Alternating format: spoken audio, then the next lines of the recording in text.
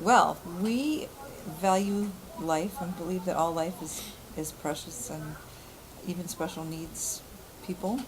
And when we had three biological kids that were like school age, we kind of felt this calling to help a child that maybe no one else wanted.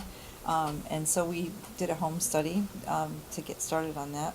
And we saw a picture of our first son, adopted son George, in a Bethany Christian Services newsletter. Um, and the little picture just said, little boy born with no arms desperately needs a loving home.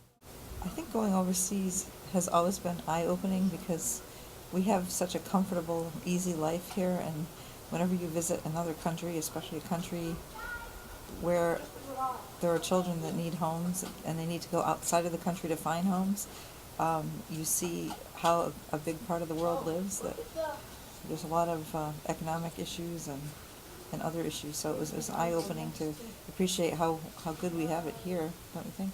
Romania was coming out of communism, and they had had a dictator, and they were starting to struggle with the idea of being free, and the orphanages were overcrowded, and they were overwhelmed, and it was very disorganized when we were there. They've come a long way since then, but And you experience different attitudes. Like in Romania, the majority of people thought that a handicap was a curse from God, and that's one of the reasons George's parents couldn't keep him.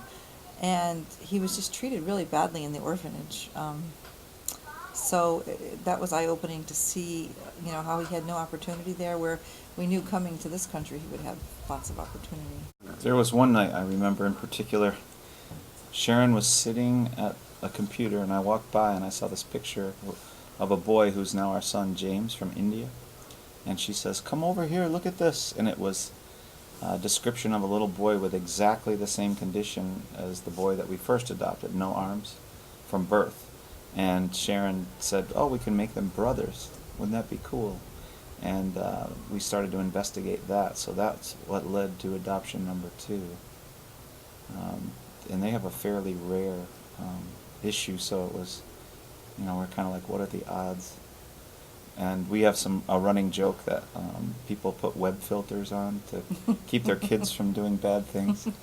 I'm going to get web filters for adoption sites someday. To keep Sharon under Keep wraps. Sharon under control. Yeah. But I would say to that is when you start seeing what a difference you can make in the life of a child by just throwing one more potato in the pot, it's just sort of an addictive thing to want to help kids. So that's why, even though we didn't plan it, we ended up with 9 adoptions, and I think each time we thought we were done, and each time we weren't done.